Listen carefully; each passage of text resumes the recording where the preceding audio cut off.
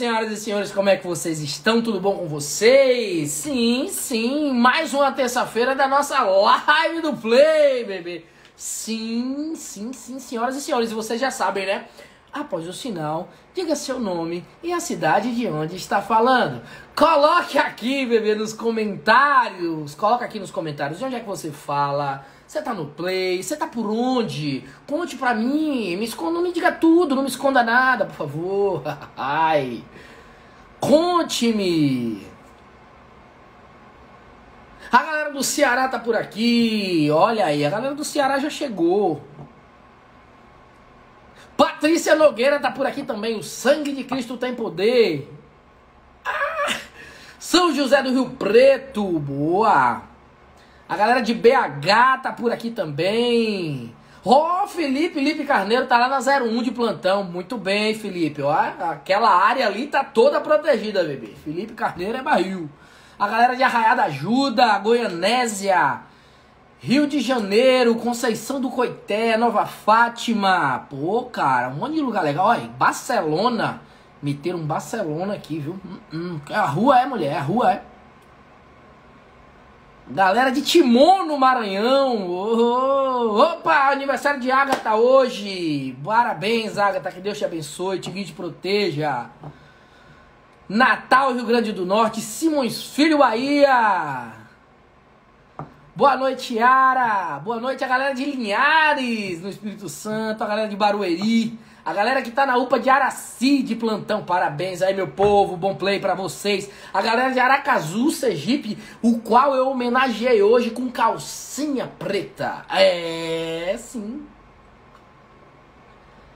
A galera de, deixa eu ver mais de onde, Belém do Pará, Souza, Paraíba, Jaguaré, Espírito Santo, Rio Grande do Sul, a galera de Sorocaba, Paraíso, Fortaleza, Salvador, Tairu, Coniçu, ó, Chapada Gaúcha, Minas Gerais, Chique, BH, galera de BH, se preparem aí, hein, tô chegando BH, em março eu tô aí em BH, hein.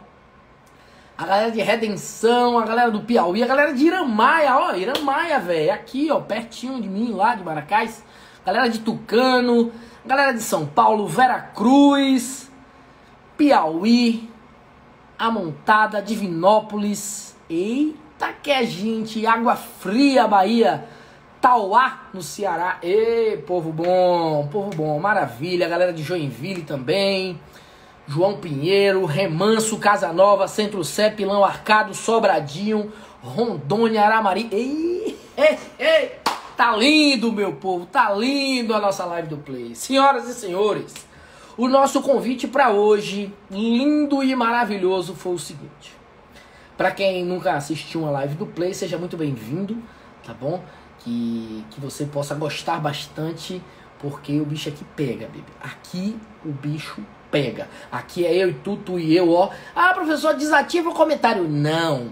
Na live do Play o comentário é aberto, que é pra gente discutir aqui, ó, na hora.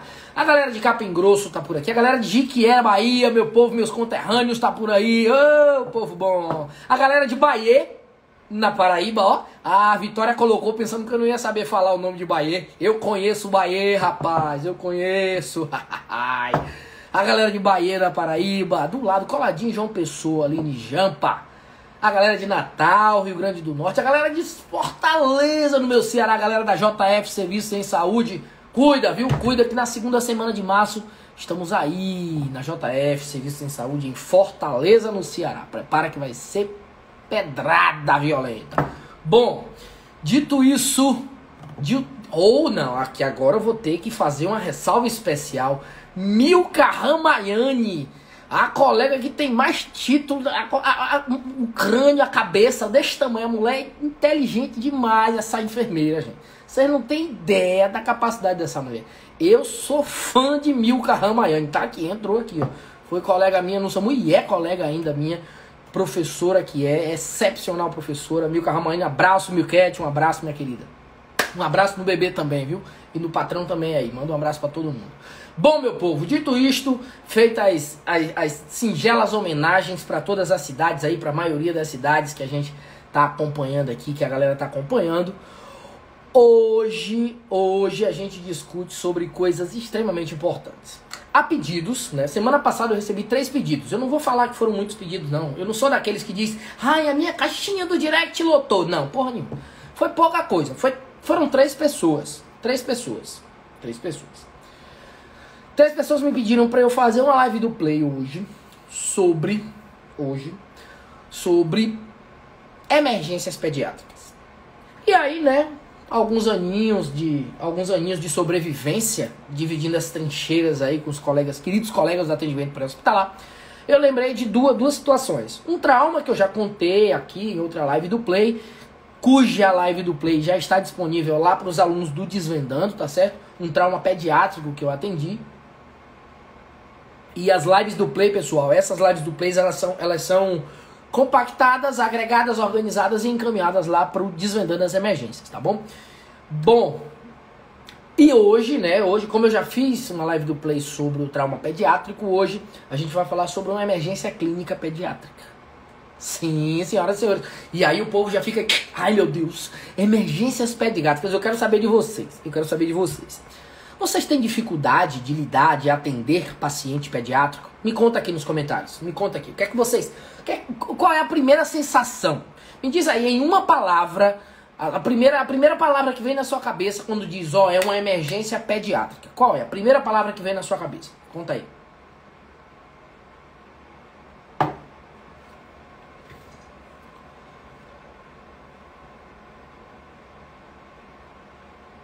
Qual é a primeira palavra que surge assim na sua cabeça quando você ouve assim, emergência pediátrica? Qual é? Insegurança, sem experiência, socorro.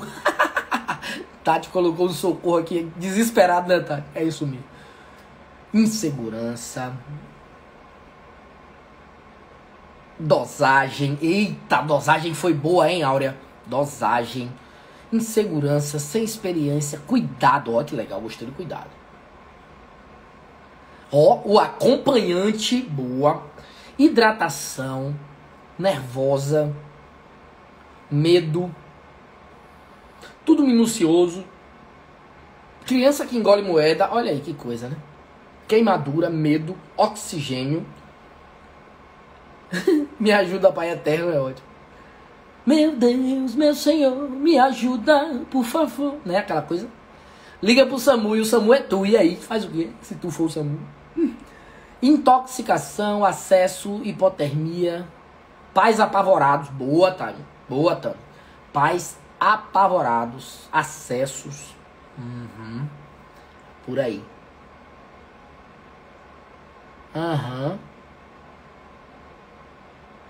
Ansiedade. O Edvan tocou num ponto importante aí, ó. Evolui rápido. Ei, Edvan, você foi muito feliz nesse comentário seu aí, viu?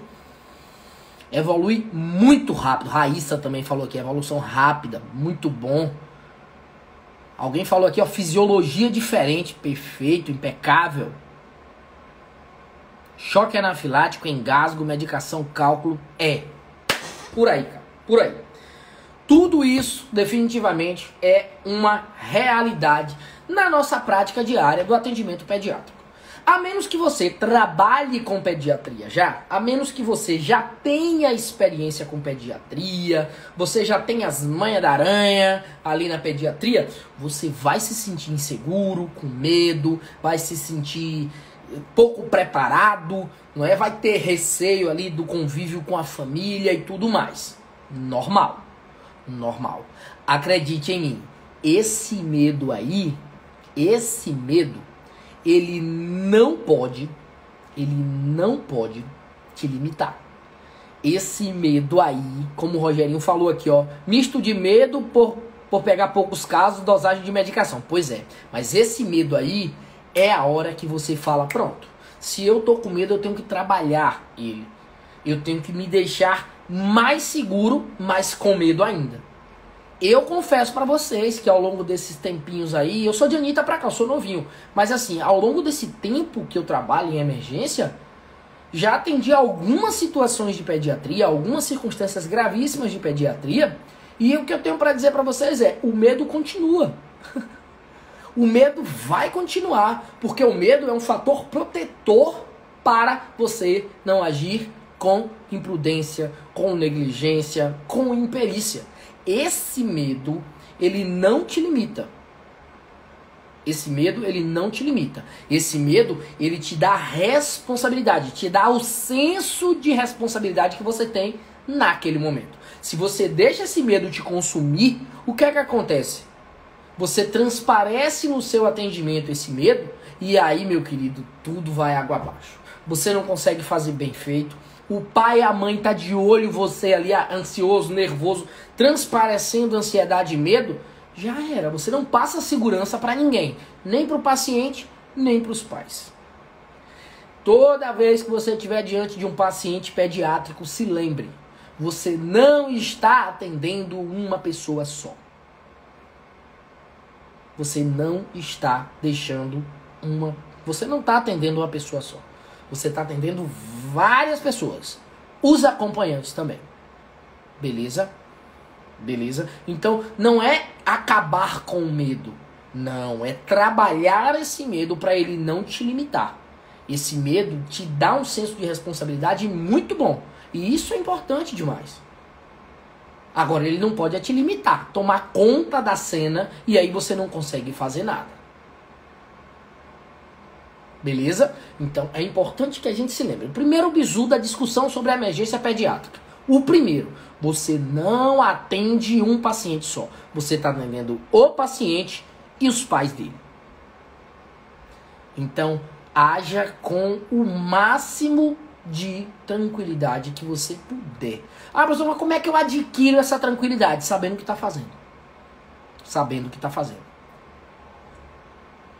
Eu recebi um direct, uma certa feita, de uma aluna, me dizendo bem assim: professor, aqui na emergência que eu trabalho, a gente não tem perfil pediátrico, né? A gente não tem atendimento pediátrico, não tem uma emergência pediátrica aqui. A gente não tem. É só adulto. É só adulto.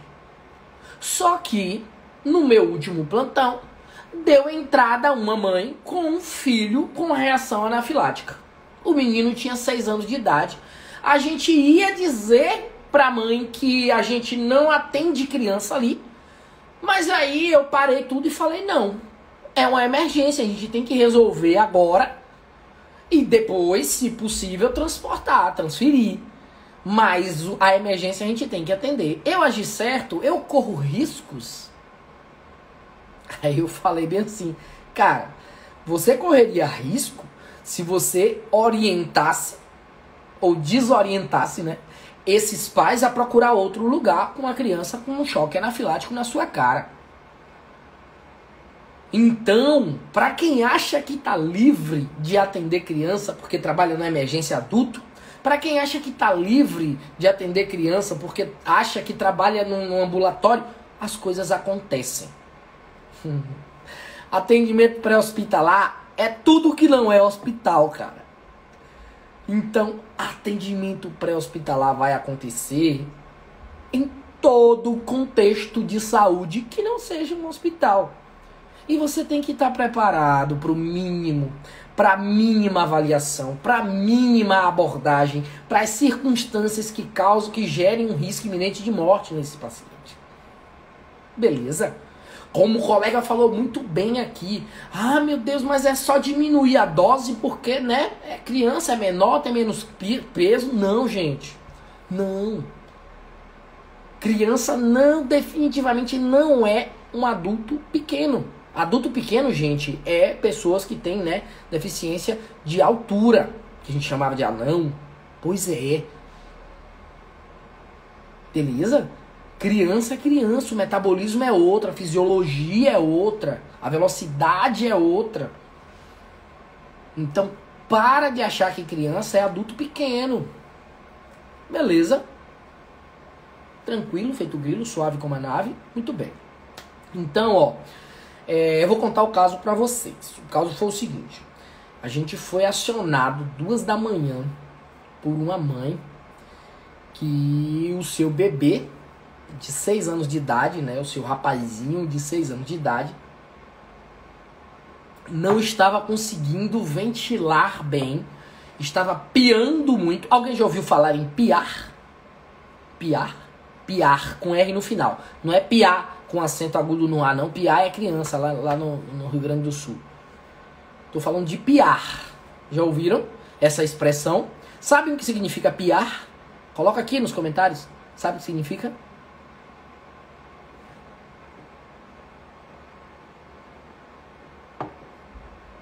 O que é que significa piar?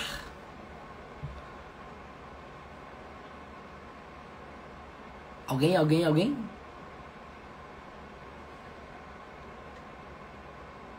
Não, chiar é uma coisa, piar é outra. Boa, Tony! Piar é sibilo, é aquele fio. É, sibilância, exatamente. Isso é piar. É sibilo, beleza? Sibilo. Então, fomos acionados para atender esse paciente nessa pegada. Ó, meu filho tá piando muito, não tá conseguindo respirar bem, tá piando demais. Aí a gente, meu Deus do céu. Ele é asmático? É, asmático, tá bom. Fomos acionados e aí, ó, encaminhamos. Quando a gente chegou na cena, a gente foi, né, pra nossa avaliação inicial. Perguntamos à mãe, ele é asmático? Toma algum medicamento? Você tentou fazer alguma coisa pra ele, algum medicamento? Ah, a bombinha acabou. Mas eu não tenho outra aqui, eu não tenho como conseguir uma bombinha aqui agora, porque é 2 da manhã e a bombinha dele agora que eu me dei conta que acabou. Beleza? Aí seguimos o baile. Falamos, ó, ok, vamos lá. De fato, era um paciente que tinha quadro compatível com a exacerbação da asma. Tá certo? Um quadro compatível com a exacerbação da asma. A gente encontrava aquele paciente como? Professor, como foi que a gente encontrou paciente? Ó, pacientezinho que tinha cianose de extremidade, sudorese intensa, pele fria, ele já tinha exaustão à ventilação, utilização de musculatura acessória. Ele tinha dispneia importante. Ele falava com fala entrecortada. Perguntei o nome dele e ele falou cortando a fala dele. Presta atenção. Esses são sinais de gravidade. Uso de musculatura acessória, fala entrecortada, exaustão, né? Aquela fadiga na musculatura respiratória, cianose, sudorese. O paciente tinha uma frequência respiratória acima de 40 incursões por minuto. Acima de 40 incursões por minuto de frequência respiratória. Então, assim, definitivamente aquele paciente era um paciente grave. Mas a abordagem dando continuidade, a gente precisava encaixar esse paciente em um nível de gravidade que a gente entendesse e conhecesse. Por isso, a gente usa no nosso dia a dia a escala PASS. Alguém já ouviu falar? PASS. Alguém já ouviu falar no score pediátrico para avaliação de gravidade da asma? PASS, PASS. Alguém já ouviu falar? Quem já ouviu falar aí no score de avaliação para gravidade do paciente asmático? PASS, é PASS. Significa Pediatric Asthma Severity Score. PASS. Não! Pois é. Terceiro bizu da noite. Esse score é um instrumento extremamente validado para ser utilizado nas crianças acima de 2 anos de idade. Olha que maravilha! Acima de 2 anos de idade a gente já consegue estratificar o comprometimento dessa criança entre crise leve, moderada e grave. Leve, moderada e grave. Ela tem o objetivo de quê? De identificar o paciente que provavelmente vai necessitar de intervenção avançada, de cuidado crítico. Beleza? Então é interessante que a gente conheça as ferramentas que a gente tem. Por quê? Porque essas ferramentas podem conduzir a nossa abordagem mais precisamente. Então imagina você diante de um paciente onde você já avaliou esse paciente inicialmente, você já encontrou sinal de gravidade, aí alguém olha pra você e fala, é moderado ou grave? E você, é grave. Mas e aí? Com qual parâmetro? Baseado em qual score? Baseado em qual escala? Então é interessante que a gente conheça, as ferramentas que tem à nossa disposição. Beleza? Então a PES, ela faz o seguinte, ela avalia de 2 a 3 anos, de 4 a 5 anos, de 6 a 12 ou maior que 12. Então, vamos lá. A primeira coisa é a frequência respiratória. 1 ponto para a frequência baixa, 2 pontos para a frequência intermediária e 3 pontos para a frequência alta. Beleza? Então, ó, nessa pegada aí. Frequência respiratória é a primeira avaliação, o primeiro score. A segunda avaliação que a PES faz é de saturimetria, saturação de oxigênio. Até agora, precisei de oxigênio para detectar sinais de gravidade? Não. Outro detalhe importante que eu quero chamar a atenção de vocês.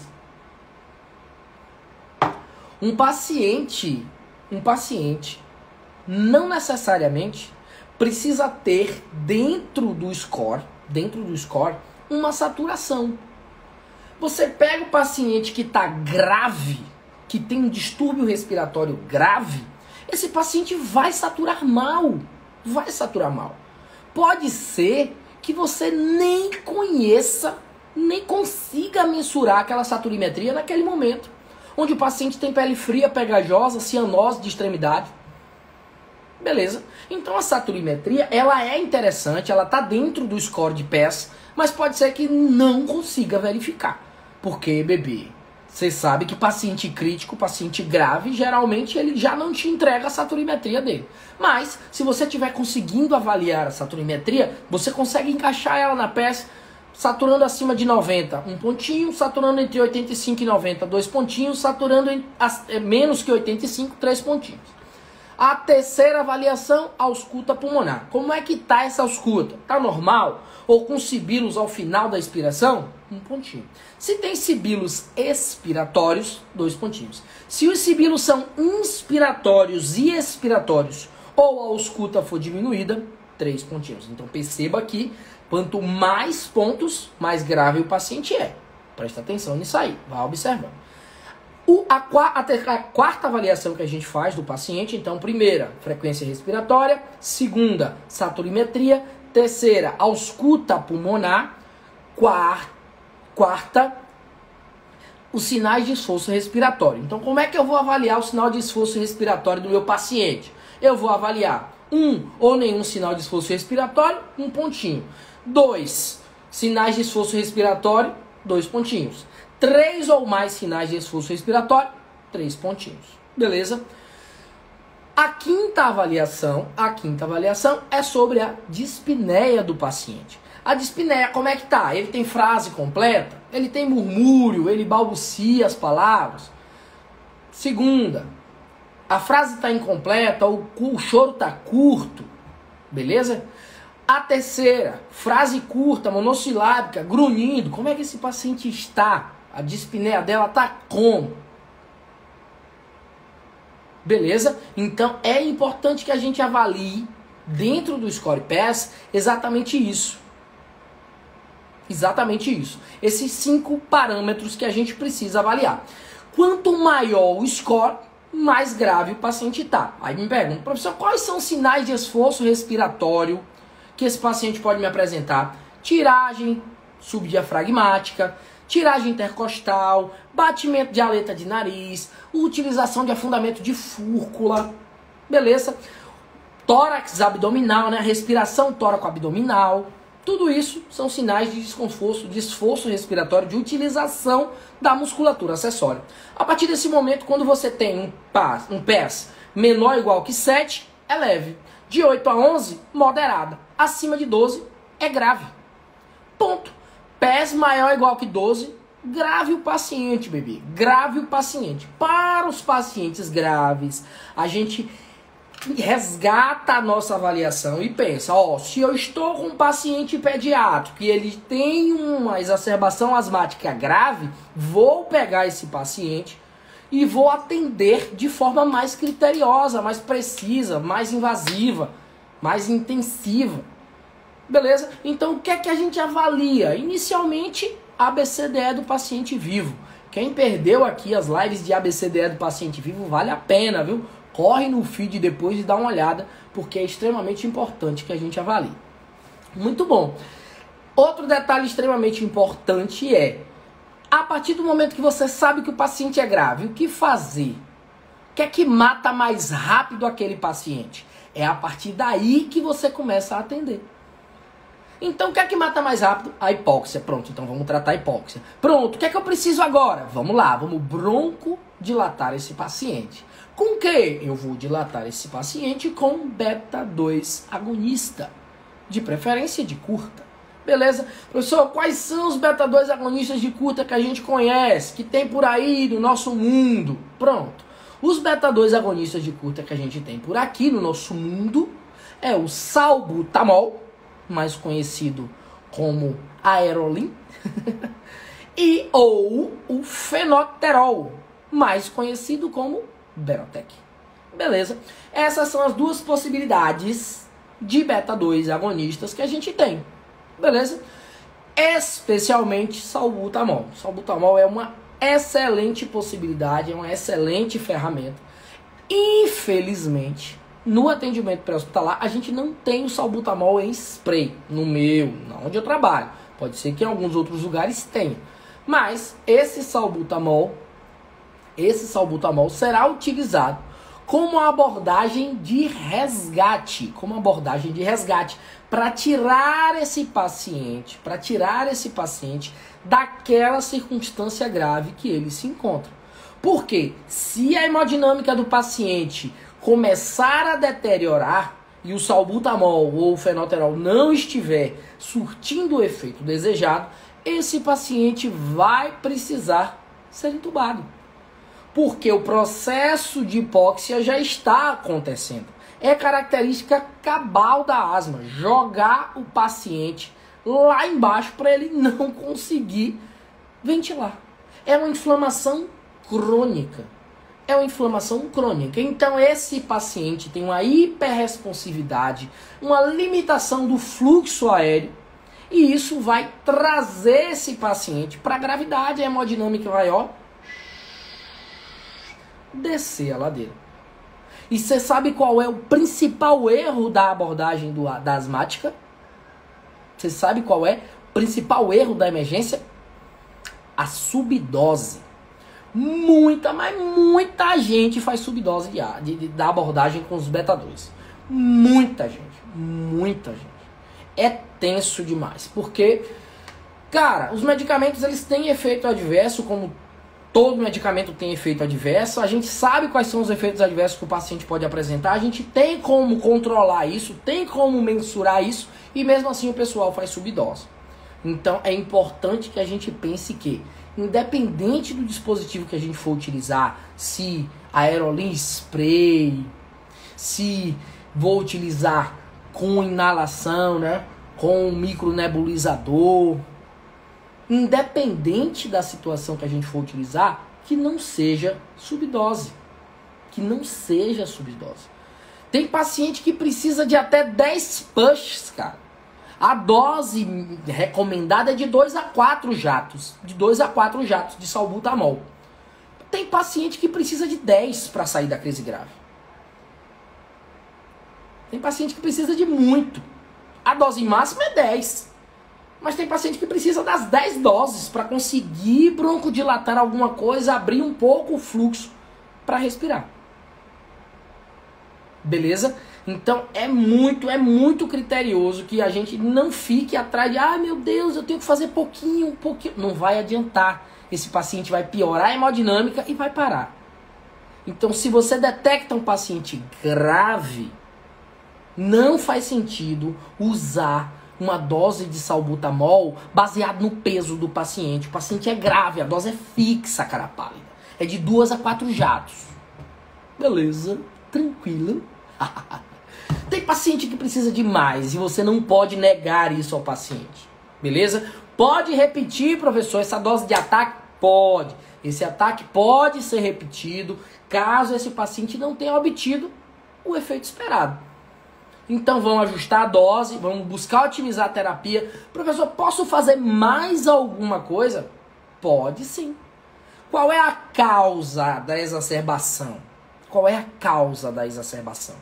Ah, a causa da exacerbação foi um agente tóxico que ele entrou em contato, tal. É o ambiente. Pronto, cara. De 20 em 20 minutos, Maria. De 20 em 20 minutos você pode repetir, tá? Boa pergunta, muito bom. De 20 em 20 minutos. Importante se lembrar, a gente pode fazer alguma coisa a mais? Pode sim. Tem uma reação inflamatória? Então a gente pode cortar essa inflamação. Pode cortar essa reação exacerbada do processo inflamatório. Como é que a gente corte o processo inflamatório? Aquela reação exacerbada é cortada com o quê? Uma dica dessa é de 20 em 20 mesmo. Uma dica dessa, como é que a gente corta o efeito da... Aê, Maria, muito bem. Com os corticoides. Então pode ser utilizado corticoide. Muito bom, exatamente errado. A hidrocortisona não é uma boa escolha. Eita bagaceira. A prednisolona é melhor. Beleza? A droga de escolha é a prednisolona, tá bom? É o corticoide de escolha, tá certo? Ah, professor, mas aqui não tem. Tudo bem, tá bom, ok. Mas a prednisolona é bem melhor, tá certo? Ai, meu Deus do céu. Então, pessoal, outro detalhe importante.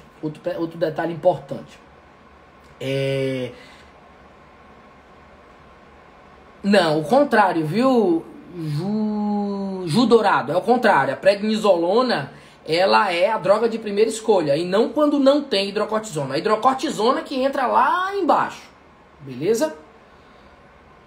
Metilprednisolona também, Paty, exatamente. Paty Nogueira tá por aqui, meu Deus do céu. Eu não tô nem vendo direito aqui o que é que Paty tá escrevendo, viu, gente? Porque Patrícia, minha Nossa Senhora, do Perpétuo Socorro. Se ela não tomou o Rivotril dela hoje, lascou tudo. Então, ó, detalhe importante. Abordagem com oxigenoterapia. Lembre-se, oxigênio é um medicamento transitório. De novo. Oxigênio é um medicamento transitório. Ou seja, eu vou utilizar o oxigênio até resolver a causa. Qual a causa da hipóxia? Qual a causa da dispneia? A causa da dispneia é a crise asmática. Beta-2 agonista, corticoide, tiro o O2. A partir do momento que eu consigo resolver a causa, o oxigênio é retirado. Gente, só se lembra de uma coisa. A meta, quando você coloca um oxigênio em alguém, a meta é tirar. Beleza? Pra vida. Leva pra vida isso, que você tende a não errar. A meta, no início do oxigênio de emergência, é tirar. A meta é essa. Coloquei O2, coloquei. Qual é a meta desse O2? Tirar ele. E como é que eu tiro o O2 resolvendo a causa? Simples assim. Como é que eu tiro o oxigênio do meu paciente? Não tolera, porque a causa não está resolvida, Vitor. Se a causa estivesse resolvida, o O2 seria desmamado. Beleza? Como é que a gente pode fazer uma abordagem de oxigenoterapia eficaz para esse meu paciente? A partir do momento que eu começo a resolver a causa desse paciente, eu vou avaliar o grau de comprometimento, a saturimetria desse paciente, o grau de desconforto respiratório. Se esse paciente tiver um alto grau de desconforto respiratório, mas ainda está lúcido, alto fluxo. Alto fluxo, O2 é alto fluxo, máscara não reinalante. Máscara não reinalante para ele. Beleza? Máscara não reinalante, 10 a 15 litros por minuto. Beleza? A gente vai fazer... Esse oxigênio é qualquer um, ventilador mecânico também? É essa mesma regra? Exatamente, Riane. É a mesma regra. Ó, se você estiver usando qualquer oxigênio no paciente, a meta é tirar ele. A meta é desmamar. Para tudo. Beleza? Para todos os pacientes. Todos. Então, se o paciente tem um desconforto respiratório importante, a gente vai colocar uma não reinalante para ele, porque ele tem desconforto grave. Então, até eu conseguir resolver a causa, ele vai precisar de O2 suplementar em alto fluxo. A partir do momento que eu começo a resolver a causa, eu posso trocar esse dispositivo por um catéter tipo óculos. Uma cânula tipo óculos, melhor dizendo. Beleza? Então, o que vai dizer qual tipo de oxigenoterapia eu vou utilizar é o grau de comprometimento respiratório desse meu paciente. Se ele estiver grave, precisando de muito oxigênio, ele já está passando pelo processo de hipóxia, eu preciso de alto fluxo. E, gente, não tem problema nenhum mudar não, tá? Não tem problema nenhum. Você começa com uma coisa, tira e coloca menos, tira e não coloca nada e vai tirando de... Sem problema. É assim que a gente faz. Desmame é isso. A galera de terapia intensiva manja muito do Paranauê. Por quê? Porque eles desmamam muito o paciente. Então não tem problema nenhum, não é feio não você colocar um O2 em alto fluxo, daqui a 10, 15 minutos, quando você avalia o paciente melhorou, você tira.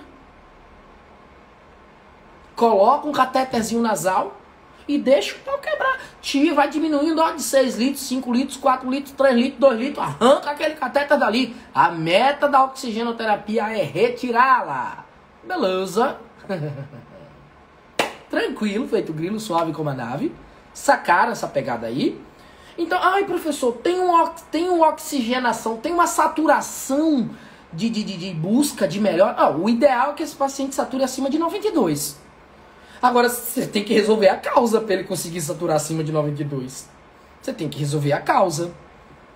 Se você consegue resolver a causa, ele satura até mais que isso. Então, falar de meta, não adianta, cara. Você tem que ofertar o O2 que o paciente precisa naquele momento e começar a tratar a causa. Tratou, o O2 já vai começar a ser desmamado. Beleza? As inalações com O2 em casos graves de dispneia são orientações dos médicos aqui da minha cidade. Sim, há essa possibilidade. Michael tocou um assunto importante aí a ser avaliado. Se você estiver fazendo micronebulização no paciente e esse paciente estiver sob o uso de oxigenoterapia, você pode fazer micronebulização com oxigênio de 6 a 8 litros por minuto. Beleza? Para não interromper a oxigenoterapia completamente desse paciente, você pode manter essa nebulização em oxigênio. Você vai fazer as duas coisas, né? Então, né? Você pode precisar de muito oxigênio e 6 a 8 litros não é suficiente, mas você precisa colocar o beta-2 lá dentro. Você precisa broncodilatar ele. Então você pode fazer isso. Na minha realidade, viu, Marco? Na minha realidade a gente só usa micronebulizador com oxigênio. No atendimento pré-hospitalar, raramente a gente tem um ar comprimido. Raramente. Então a gente só usa no oxigênio mesmo. Então, querendo ou não, o paciente vai ficar lá recebendo a nebulização em oxigênio dele. Beleza? Outra coisa importante, né?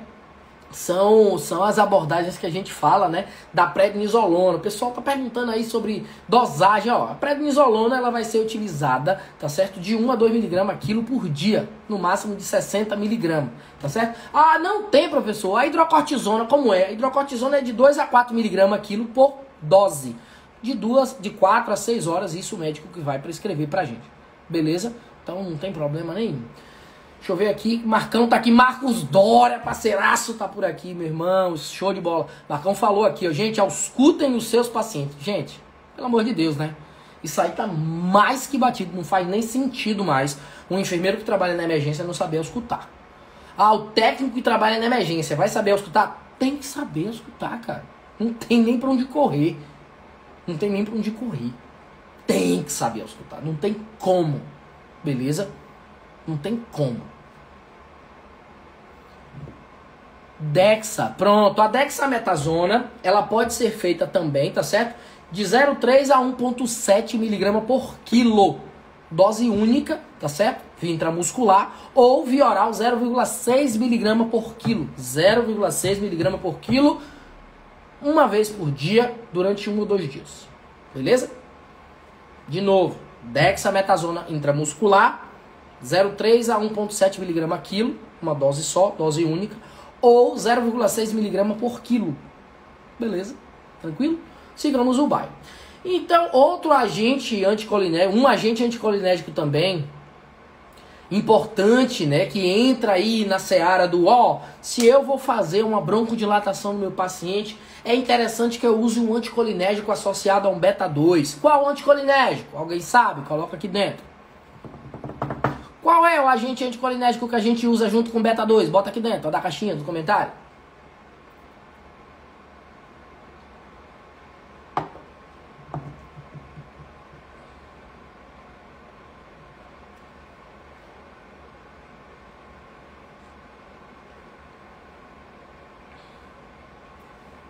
Qual é? Eu quero saber o agente anticolinérgico que a gente usa junto com beta-2.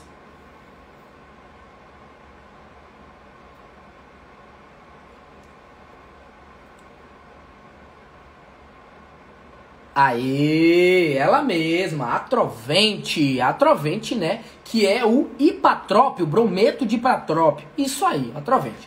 Então, a associação de um beta-2 agonista com um agente anticolinérgico, ele é sinérgico demais, ele melhora a resposta broncodilatadora do beta-2. Então, é importante ter associado nas crises moderadas e graves, é interessante ter associado ao beta-2 um anticolinérgico.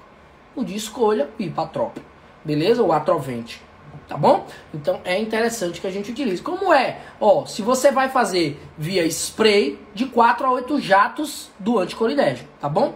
Se você vai utilizar ele via nebulização, geralmente são 200 microgramas por dose, 250, 500 microgramas por dose, depende de como seja o protocolo aí, da onde você trabalha.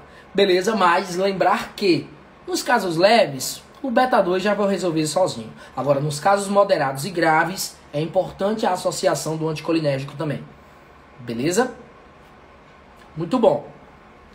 Aí eu já vi gente falando aqui sobre sulfato de magnésio, sobre adrenalina, sobre deixa eu ver mais o que, falaram aqui. Falaram sobre sulfato de magnésio, terbutalina, falaram sobre um bocado de coisa. Bom, vamos lá. A terapia de segunda linha para o asma, o paciente não respondeu à conduta, não respondeu a beta-2 agonista, está fazendo oxigênio e alto fluxo, beta-2, o paciente não responde, a gente migra para a segunda linha. Qual é a segunda linha? Sulfato de magnésio pode ser utilizado, tá certo? Mas não é recomendado de rotina. Não é, tá bom? Nos casos graves que não respondam à terapia de primeira linha, aí sim. Professor, qual é o paciente que tem uma indicação de sulfato de magnésio na crise asmática? O paciente que não respondeu ao beta-2, não respondeu ao fenoterol, salbutamol, ao hipatrópio, não respondeu e está deteriorando a clínica. Então o paciente está grave, deteriorando a clínica e não respondeu ao beta-2. Aí, meu querido, sulfato de magnésio nele. Beleza? Aí sim a gente pensa no sulfato de magnésio. Então pensa comigo. Primeira linha é o quê? Beta-2 agonista, corticoide sistêmico, hipatrópio. Primeira linha. É o que vai resolver o problema do paciente. E eu vou dizer um negócio pra vocês, sobre asma. Não sei se tem alguém asmático aqui. O paciente asmático, ele é sensacional. ele é sensacional. O paciente asmático, ele faz assim, ó. Eu tenho asma. Eu tô com asma moderada. Desse jeito. Eu melhoro com Berotec. Você olha assim e fala, ué, e Patrópio? O cara te diz tudo. Tudo. Eu adoro atender paciente asmático. Ele me diz tudo que eu preciso. Tudo. Chega na emergência, o cara manja de tudo. Ai, adoro. O último que eu atendi, eu peguei a máscara não reinalante, né? Porque ele tinha um desconforto respiratório lúcido, orientado. Tinha um desconforto respiratório. Quando ele olhou pra minha cara, ele fez, não precisa de máscara não. Um catéter já resolve. Falei, velho, até oxigenoterapia, velho. Meu Deus. Desse jeito.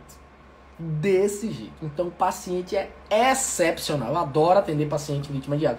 Uma pena que ele sofreu a crise, né? Mas quando ele sofre a crise, ele sabe, ele manja do Paranauê inteiro, beleza? Então é importante que a gente se lembre que o sulfato de magnésio idealmente não é para ser utilizado. Mas naquelas circunstâncias onde o paciente vai ter deteriorização do quadro, onde a gente já fez a primeira linha e ele não respondeu, aí, meu querido, você vai ter que entrar com sulfato de magnésio. Como é, professor? Sulfato de magnésio, 25 a 75 miligramas quilo por dose, no máximo de 2 doses. Ou, no máximo 2 gramas, uma dose única. Não pode repetir, beleza? Como é que eu faço, professor? Olha, aquele sulfato de 50%, de 50% a 50%, beleza? A gente vai pegar, diluir essa concentração de 60 miligramas por ml, tá certo? Vai deixar entre 60 miligramas por ml. Você lembra da criança em ventilação mecânica? Rapaz, lembrar da criança em ventilação mecânica, qual foi? Eu não lembro não. Paty perguntou aqui se eu lembro, não lembro não. É muita criança, gente. A gente atende muito paciente neuropata grave e tal, já tá em casa e tal. E a mãe diz tudo também. É interessante também que a mãe, geralmente, quando ela tem essas criancinhas neuropatas em casa, ela tava com medo de eu trocar. Eu lá lembro nada, Paty. Onde foi? Eu não lembro, não. Pois, pessoal. Então, é uma possibilidade, tá certo? A eficácia em uso de crianças menores de 5 anos ainda não tem um bom nível de evidência. Então, menos de 5 anos, meu Deus, a primeira linha não resolveu. Agora sim, lembro. O menininho dizendo que não conhecia, não. Eu não te conheço, não. E aí com medo, querendo chorar, porque não conhecia. E aí a gente foi trocar a tráqueo. Lembro. Agora sim, verdade. Então é importante que a gente se lembre que há a possibilidade da segunda linha. Professor, mas tem outros medicamentos que a gente pode fazer na crise asmática? Tem outros tipos de tratamento, mas vamos lá. Já falaram aí, né? Aminofilina, teofilina, essas crianças, elas não devem ser utilizadas no manejo de exacerbação asmática, porque não existe nível de evidência, não existe perfil de segurança. Existem só efeitos adversos, tá bom? Quando a gente compara a grande maioria das eficácias dos beta-2 agonistas. Então, gente, a gente tem uma droga que age no receptor beta-2 do pulmão. Para que zorra eu vou tentar fazer aminofilina, teofilina, que tem baixo nível de evidência, tem um altíssimo efeito adverso, um monte de efeito adverso. Então, não utilizaremos teofilina, aminofilina. Professor, mas aqui usa off-label. Tá? Mas aqui a gente usa em paciente quando usa off-label. Porque não tem mais indicação, não tem mais recomendação. Beleza? Tranquilo? Professor, mas aqui eu já ouvi falar também que pode utilizar adrenalina inalatória. Mais beta-2 que adrenalina não existe, professor. E aí, o que é que você tem para me dizer? Digo também. A adrenalina, ela não é indicada de rotina na crise asmática. Beleza? Ela é indicada naquela crise asmática associada à reação anafilática, a angioedema. Beleza? Então, quando é que eu uso adrenalina no paciente que está com crise asmática? Quando o paciente tem associação de anafilaxia, de angioedema. Aí sim, cabe. Beleza? Alguns estudos indicam que se o paciente tiver com uma crise de ansiedade extrema, se o paciente tiver um processo, uma reação irritativa muito grande, aí a gente pode pensar, pode considerar a adrenalina intramuscular no caso de uma irritabilidade muito severa, onde haja a possibilidade de um edema. Aí pode ser pensado. Mas para a crise asmática propriamente dita, não é uma boa opção. Beleza? Não é. Porque é uma dose que também tem uma sobrecarga sistêmica muito grande. Muito grande. Então também não é interessante. Beleza? Não há dado suficiente ainda na literatura que digam, pode fazer adrenalina à vontade que o paciente vai responder. Não. Beleza? Então é importante que a gente se lembre que terbutalina também não, tá? Socorro, terbutalina também não. Então, pessoal, é importante que a gente se lembre que não, é intramuscular, viu, Sayonara? Pode ser feita adrenalina inalatória nos casos, né, nos casos de crise anafilática, pode ser feito, sim, inalatório. Pode ser feito também nos casos de traqueite, de laringite, onde você tem um processo de edema ali em curso. Pode ser feito, beleza? Mas aí é uma outra circunstância que não crise asmática. Beleza? Que não crise asmática. Bom, então, vale a pena a gente se lembrar que na crise asmática, primeiro passo, definir gravidade. Leve, moderado ou grave. Pronto. Definiu, lembrar da PES, tá bom? Lembrar da PES. E depois, a gente abordar esse paciente com oxigenoterapia direcionada para esse paciente. Fazer a avaliação contínua desse paciente. Não perder de vista que eu preciso resolver a crise para tirar o oxigênio, tá certo? E então logo eu consiga resolver a crise, detalhe importantíssimo que não pode sair da nossa cabeça em momento nenhum.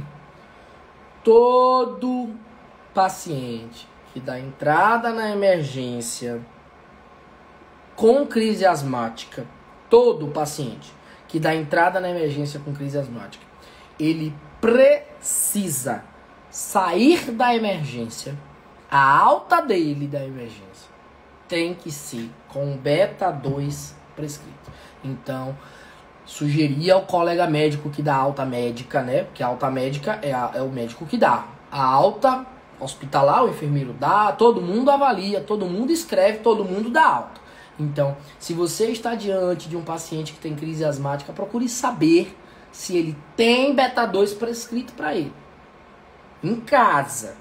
Beleza? Porque o potencial de risco que aumenta quando o paciente dá entradas recorrentes é muito maior. Paciente que tem uma crise agora, outra crise depois, esse paciente é o que vai chegar grave para você.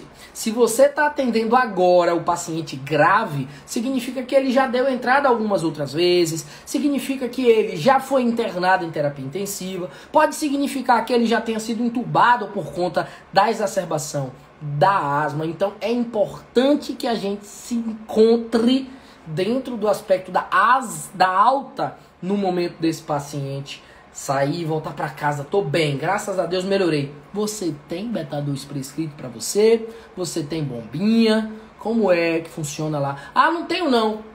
Colega, chama o médico. Colega, o paciente não tem beta-2 prescrito, cara. Então assim, ó, é interessante que esse paciente saia daqui com o beta-2 prescrito, porque ele pode ter uma crise tão logo ele chega em casa, e se ele não tiver o beta-2 lá, ele pode não conseguir chegar na onde a gente está. Beleza? Então, lembrar que o trabalho é em equipe, né? Ah, não, mas é o médico que tem que lembrar disso, ele que lute, ele que se vire. Não, gente. O atendimento é ao paciente, tá? É ao paciente. Tá certo?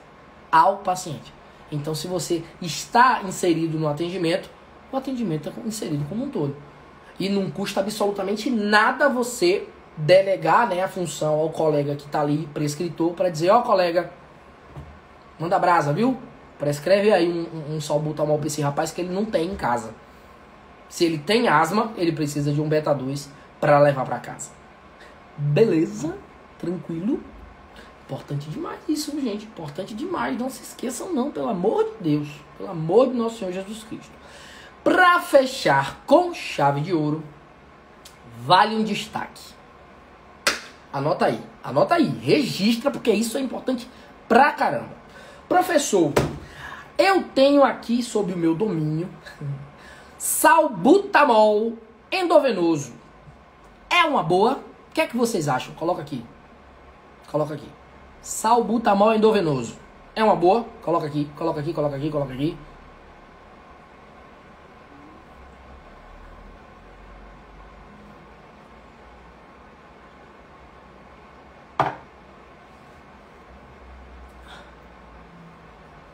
E aí?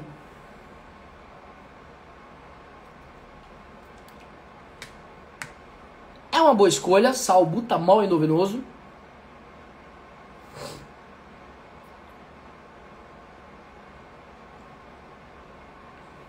E aí, salbutamol endovenoso.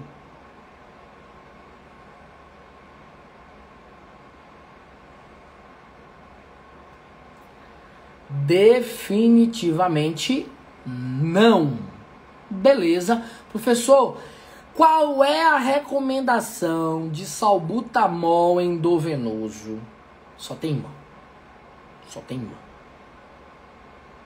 uma recomendação de uso de salbutamol endovenoso. Sabe qual é? É quando o paciente tem silêncio pulmonalis. Já ouviram falar em silêncios pulmonalis? Sabe o que é silêncios pulmonalis? É quando a crise está tão grave que o paciente não consegue inalar. Ele não consegue receber o spray, ele não consegue fazer nebulização, porque ele está gravíssimo. Então, no paciente extremamente grave, que não consegue inalar de forma alguma, o que a gente chama de silêncio pulmonalis, esse paciente pode se utilizar do salbutamol endovenoso. Professor, como é que faz o salbutamol endovenoso? Você dilui o salbutamol endovenoso em uma seringa de 10, 2 mlzinho que ele tem, você dilui em 10 e faz aquela seringa de 10 em no mínimo 4 minutos.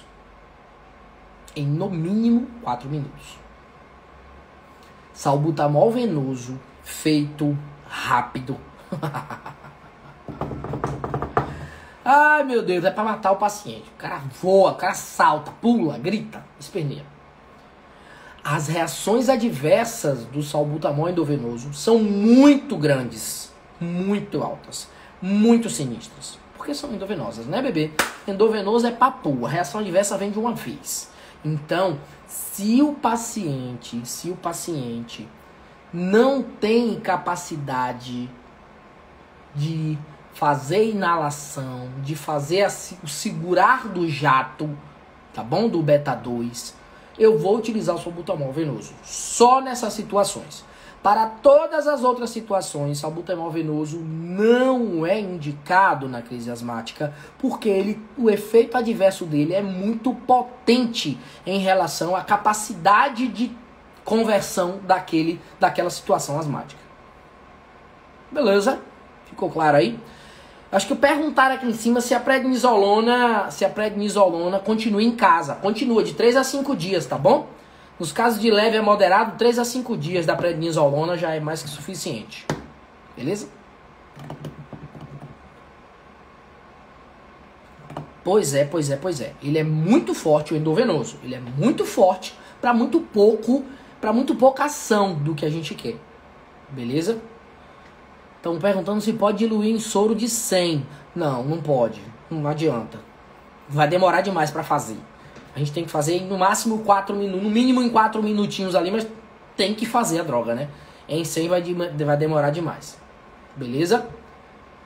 Bom, meu povo, era isso. Essa live vai ficar salva aqui por algum tempo, tá bom? A equipe pega essa live aqui e manda lá pro Desvendando. Então, pra galera do Desvendando, vai poder assistir essa live quantas vezes quiser, fazer as anotações, tá bom? Vai ficar lá, Lives do Play. No nosso módulo Lives do Play, fica lá todas as lives com todas as discussões, tá bom? Deixa eu ver, perguntar o que aqui? Tem o que hidrocortisona? Eu já falei da hidrocortisona. Assiste de novo a live, que eu já falei bastante sobre ela. Até dose eu falei. Tá bom? Bom, era isso, meu povo. Espero que vocês tenham gostado. Ó, beijão do professor Miller Brandão. Bora fazer um print aí? Bora. Print e me marca. Ó, vamos fazer o seguinte, vamos fazer melhor. Quem printar e me marcar, eu vou mandar a escala PES para vocês salvarem aí, tá bom? Para deixar aí no celular de vocês. Então printa, me marca que eu vou mandar a escala PES para vocês.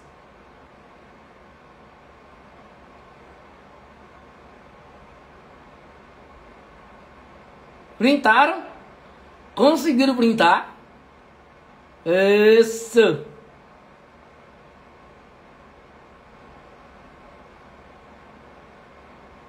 Printa, me marca, que assim que eu receber aqui a notificação de marcação, eu vou mandar a escala PES, tá bom? A escala PES, como a gente já falou, é a escala de avaliação de gravidade, tá certo? Do paciente pediátrico que sofre crise asmática, tá certo? Ó, beijão do professor Miller Brandão, fiquem com Deus e fica bem, anjo.